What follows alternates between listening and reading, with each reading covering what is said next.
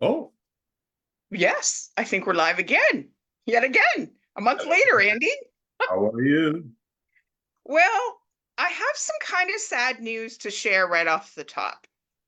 And Oh, just to let you know, as you are aware, I get your weekly newsletter that you put out. And yes. last week, you put out the email that LAPS, the Langley Animal Protection Society, in collaboration with Camp Beer and Langley City, Yes, was yes. doing Pets for Pints. And I saw that and I'm like, I have a very cute pet named Mr. Muggsy Magoo, who I call my office assistant. So I very quickly got him registered on there and put all over my social media for people to vote for him. It's a sad day. I found out Mr. Muggsy Magoo did not win, Andy. What? He did not win. What? However, the four animals that did win, there was two cats and two dogs, are going to make fantastic beer cans for Pets for Pints. And they raised, get this, so you helped with this, $54,000 for What? the Langley Animal Protection Society. So, Yay! That's so fantastic. he didn't win. Laps won, and those cute little pets and doggos and kittios are going to be on those beer cans. So I just wanted to update you on the power of your emails, your weekly newsletters in the lives of the people that subscribe. Yes, yes. Always, please subscribe to the videos. Yes. And your newsletter, because you put in some good stuff in there as well about numbers and happenings, and your I love your smile at the very bottom. Sometimes you just have to smile, and your words of wisdom at the bottom. Well, yeah. I wonder how many people actually make it all the way down there and see that, because I do come across quotes too that sort of I feel are indicative of what we need to do in today's society, and they're always a little bit uplifting, but also to how to deal with adversity and confusion and move forward in a positive manner.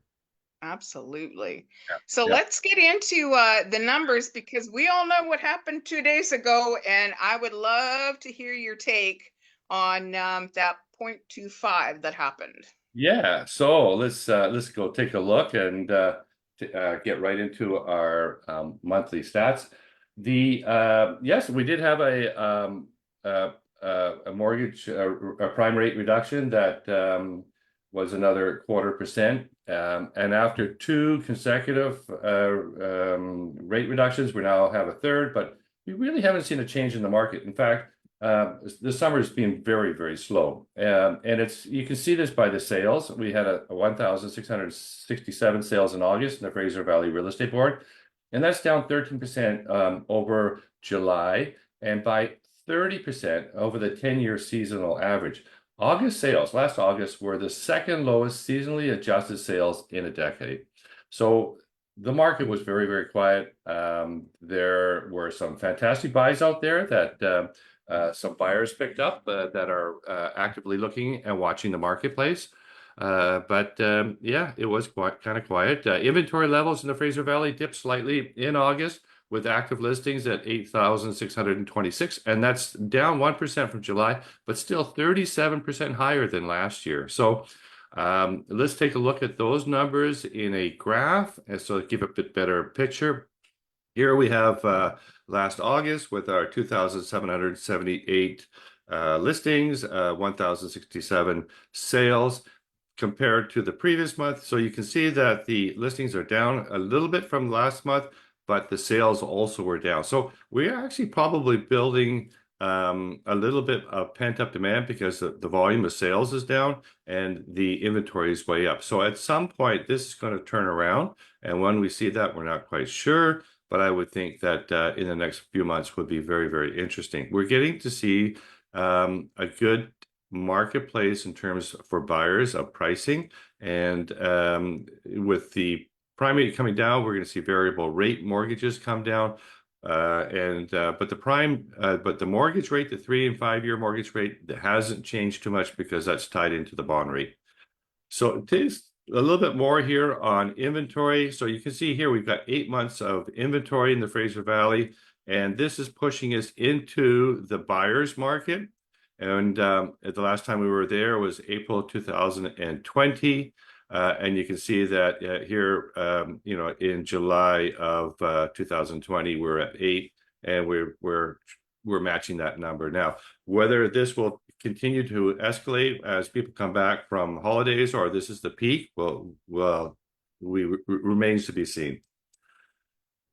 Going forward, then we can also see that on a graph and breaking down apartment, townhouses, and condos, that the apartment and townhomes, they did increase in inventory, but detached homes basically the same, up a little bit, and in a buyer's market, but still relatively staying the same. However, again, we're starting to see a bit more inventory in condos and townhomes.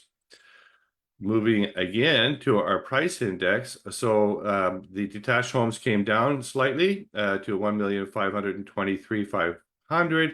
Townhomes also came down. I think it was 850, 100 previous month, and now it's 846,300. And condo market it's almost flat. It's come down a little bit. It's at 546,200, and that's the whole housing price index, which is put together by the Fraser Valley Real Estate Board, and it's sort of trying to put together what an ideal detached home is, or an ideal townhome, or an ideal condo, and coming up with an average price. Andy, before you go, if you want to go back to that slide, you know me, I've got a little bit of a question here for you. So by the look of this, when you take a look at like through the years that you've got at the bottom, and then the price, that truly, when you want to quote unquote make your money back from real estate, or to kind of get that investment, I guess is the right terminology, really, real estate is a long game, is it not? Like, it is, the longer that you stay, the better that it is.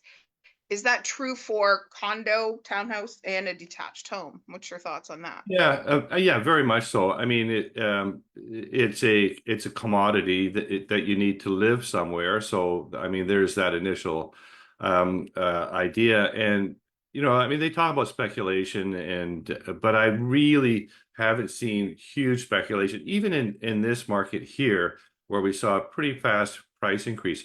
These people didn't turn around and sell at this price. They are still, most of those people are still in the marketplace. They bought their home and they're still living there. So historically, yeah, this graph will be on a upward tick, and that once you're in your home, and you're living there, you're raising your kids, you want to be in the same place. You don't want to be moving around. It is a place to raise your family.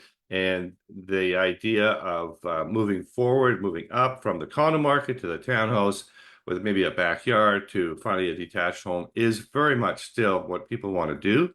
But it's getting more and more difficult to get into that detached home. Unfortunately, right now, the thought process out there is just to build condos, build condos, build condos, build housing, and build condos, have condos, condos, condos. And I can't repeat that enough, because these condos are not places to raise families. There's not enough surrounding infrastructure, not enough parks, not enough recreational activities, and you're just cramming people in the condos. You can't take that dream away of someone raising their family with a backyard. And this is something that we really, really need to focus on, and move forward on that. Even a townhome or a duplex or something with a backyard, so you can look out the back kitchen window and you can see your kids playing. That is the Canadian dream, and that we need to move forward and create that, and keep that dream alive for many, many people. And that's a big part of affordability. And that's what's, when we talk about our price index and what's, hurting our marketplace, it's affordability. That's, like, even though the rates are up there and they're coming down, we're not seeing buyers jump in because it still can't afford it. And I mean, we got to remember, we had a 0.5 interest rate at one point, and now we're at 4.25. That's still a huge chunk. So here we are, that we need to still create more affordability, and to create more affordability is either have more inventory, and that not condos, but detached homes and townhomes, and also to work to increase people's income. Let's, work on that part. We don't hear that anywhere, except just trying to, make homes more affordable. Well, let's make them more affordable by increasing people's income. giving them better opportunities to create Mhm. more income. And that's to me, that's where a lot of that lies. Thank you. I went on a rant. I'm sorry. No, Uh, it was a very informative. And sometimes when you hear in the media and you read, there's just one finger being pointed one way. And yes. you brought the finger back to another way. And I think that bears talking about, and you knowing that as a real estate agent and a representative for 30 years plus in this industry, that this is something that you also are highly aware of. It's not just I want you to buy a house or sell a house, it's all that stuff behind. Yes, yeah, and that part of it is so true, and we need to, the inventory levels are. I mean, even though they're up now, they're still not high enough. The only thing stopping, the market from moving forward is pricing and interest rates. But if interest rates came down, we would not have enough inventory. Mm, Immigration or no immigration, because we have not been building enough homes since the 80s and 90s. So mhm. that's almost what, 30, 40 years of not enough building that we need to catch up on. So, yeah, and yeah, people pointed at immigration taking away homes. It's not that, it's that we just have not been building. Anyways, you're looking at MLS stats for Langley in our inventory levels there. You can see detached homes are in the balanced market, hasn't changed too much. Again, townhomes and condominiums, their inventory levels have climbed up a bit because the market has slowed down, and we're seeing these products not selling. And so again, here's our inventory levels climbing, but I think that people that after they come back from summer, and we'll see a few people jumping in because the rates work for them and they need to buy a home. Our HPI for Langley, again, you can see that we went up a little bit from 1,635,000 to 100 to 1,647,300. Townhomes went up slightly, and condominium prices dropped a little bit from 618,300 to 611,600. Which, if you look at these numbers, they're slightly higher than the HPI of the Fraser Valley. And I just want to point that out, that Langley is a place to come to raise your kids, to live here. The quality of life is excellent. And I would rather live in Langley, or I would move back home. Back home. I would move back to where I were before I moved here, and that would be in the Kitsilano west side of Vancouver. So, here we are. But Langley pricing is a little bit better than the Fraser Valley, and as always will be. So that's it for this month. Look forward to seeing you again in October, and we can do it all again and take a look and see what the how the fall market's going to shape up. That's what the discussion will be for October. Yes. Yeah. So I'll get you to, so I have another question for you, Andy. Hmm. Do you like to get your motor going? Do I like? Yes, I do. Very much. Well, in my part of the township of Langley is called Aldergrove. I often say when I describe to my network that the township of Langley is like this big donut that has a timbit in the middle, and Surrey is kind of taking a bite out of our donut on one side. So Yeah. my area of the township of Langley, where you're in Fort Langley, we're kind of on the other side of the donut, is Aldergrove. This weekend is the Langley Cruise-In, one of the biggest car shows in North America. They Yes. close off 264th down to 272nd, people. That is like almost 1 mile blocks down. And In-N-Out Burger comes up from the United States for one day. So if you've ever wanted to try an In-N-Out Burger, you can stand in the line to get it. And they're doing something unique this year. I know in the past we've given a shout out to the Optimus International, the Langleys. We've manned the gates and done hot dog sales for the swap meet that normally happens the day after. Well, now the swap meet is going to be where the recreation center is, in their parking lot. So everything, hot rods, classic cars, music, anything to do with cars. If you're a car buff, which I happen to know because in your ads you've got a beautiful collector car, Yes. uh, um, that you want to bring your family out. It's free. It's going to be a beautiful day. It's almost like the end of summer and the kickoff to fall kind of Yeah, thing. yeah. Actually, I think we're experiencing a bit of endless summer, right? Temperatures were hitting 30 degrees. So let's not talk about end of summer yet. But the car show, yes, it is a fantastic event. It is a lower mainland. Everybody gets involved in it, and I didn't know about the In-N-Out burgers. That's interesting, but I don't like to wait in line for things like that, so I will pass on that part. Well, there's an A&W on the corner of 264th and Fraser Highway. Grab your burger and head on down and see Yeah, the yeah. classic Oh, cars. there you go. I also happen to have a classic car. Mine's a 1980 Fiat Spider, and yours is what's your classic car again? Oh, it's a 1959 Triumph TR3. Yeah, That's yeah. amazing. Well, isn't that funny to say that my car, that's a 1980, is a I know. classic? That means I'm a classic because I was born well before 1980, Andy. Well, there you go. Yeah, I'm always fascinated, and I learned so much from you from, I would say, a holistic point of view with the real estate market. You just don't want people to, you're not transactional. Let's put it that way. You're relationship building, and that I appreciate. Every single month, Andy, I learn something new, and I can't wait to learn what I'm going to do, learn from you next month in October, because yeah, it's so fascinating with our elections coming up, both south of the border and north of the border. Just what's going to happen in a month. Lots can yeah, change. yeah. Lots. Lots can change. So I just going to leave you with a little tidbit here.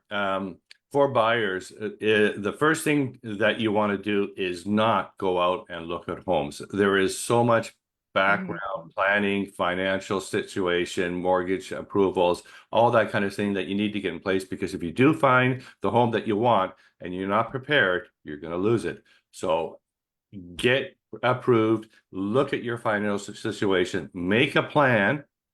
Mhm. What's the plan? Great tip. Great tip. And Andy's the guy to help you with that plan. Okay, everybody, have a Yeah. great rest of your day. And I'm going to go get my motor running for the weekend. Bye bye, everybody. Okay, see you. Bye bye.